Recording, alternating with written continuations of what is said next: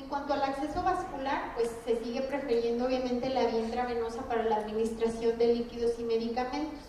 De esta, pues la de más fácil acceso en ese momento es la vía umbilical. Sin embargo, si por alguna causa no se puede cateterizar la vena umbilical, o a lo mejor el personal que recibe al bebé en ese momento no está capacitado para colocar ese tipo de acceso, y a lo mejor tienen adiestramiento en colocar una vía intraósea, esta se puede utilizar durante la reanimación. Obviamente con todas las medidas necesarias para su colocación. En cuanto al manejo por resucitación, pues mantener siempre al paciente con una temperatura adecuada y evitar la hipertermia por los daños a largo plazo que puede condicionar. Actualmente existen algunas prácticas, como es la hipotermia terapéutica, que puede reservarse para aquellos pacientes casi de término o de término que tienen una encefalopatía hipóxico-isquémica moderada o severa. Sin embargo, esta práctica debe de realizarse ajustándose siempre a los protocolos de estudio que se han realizado hasta el momento y que tienen ya sus requisitos bien establecidos.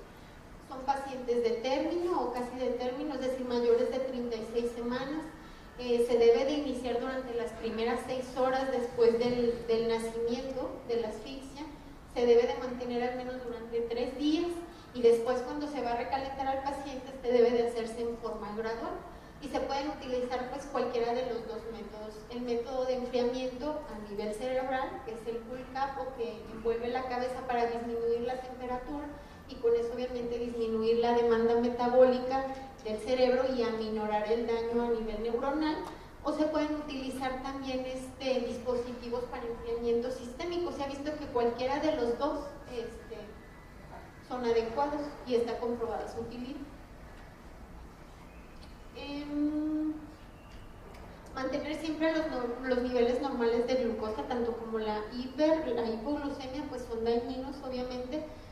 Y había otra práctica también que se mencionaba, en donde se ha visto que retrasar el pinzamiento del cordón umbilical 1 minuto en pacientes que no requieren de reanimación mejora su carga de hierro durante la infancia, hace que necesiten o tengan menos grado de anemia, o en caso de que estén hospitalizados que necesiten menos transfusiones.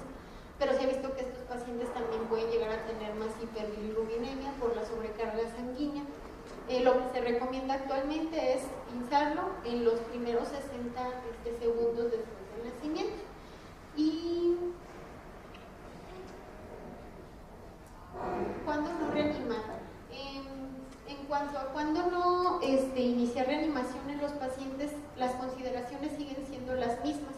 Si nosotros vemos que la gestación, por ejemplo, menores de 23 semanas, cuando son pacientes con peso menor a los 400 gramos, o bien que tienen anomalías congénitas incompatibles con la vida y que ya estén diagnosticadas, entonces, y que todos estos factores pues están asociados obviamente a una muerte temprana o a una morbilidad muy alta, entonces en esos casos se decide no reanimar. Y de los puntos que se señalan, esos siguen siendo los mismos: menores de 23 semanas, peso menor de 400 gramos, con anencefalia o trisomía 13 o 18 confirmadas. Ahora, ¿cuándo debemos de iniciar la reanimación?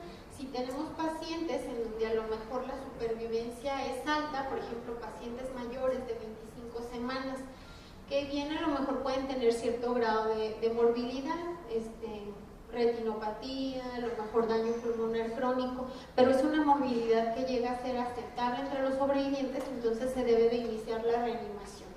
Y cuando hay pacientes en los que, por ejemplo, el pronóstico esté incierto, o que a lo mejor esté en el límite de la viabilidad, y que la morbimortalidad de estos pacientes es relativamente alta, pues el manual sigue señalando que se debe de apoyar la decisión de los padres para iniciar o no la reanimación. Y en cuanto a cuánto descontinuar la reanimación, anteriormente se mencionaba que debían de pasar 15 minutos antes de suspender nuestros esfuerzos de reanimación. Ahorita lo que señala el manual es que cuando no hay una frecuencia cardíaca después de 10 minutos de esfuerzos de reanimación, o sea, ya lo recibiste, le diste pasos iniciales, lo posicionaste, en el momento en que empiezas a dar ventilación y compresiones, a partir de ahí cuentas 10 minutos, y si en ese lapso de tiempo no hay frecuencia cardíaca, entonces se decide suspender la reanimación. Entonces, en conclusiones, pues la atención del recién nacido debe de ser una atención, así como viene en el algoritmo, una atención sistematizada, sujeto a evaluación para decidir el paso a la siguiente actividad. Y pues lo ideal sería que toda persona que esté involucrada en la atención del recién nacido tuviera estos conocimientos básicos para disminuir obviamente con ello las altas incidencias de asfixia y la alta mortalidad. No sé si existe alguna duda o alguna pregunta.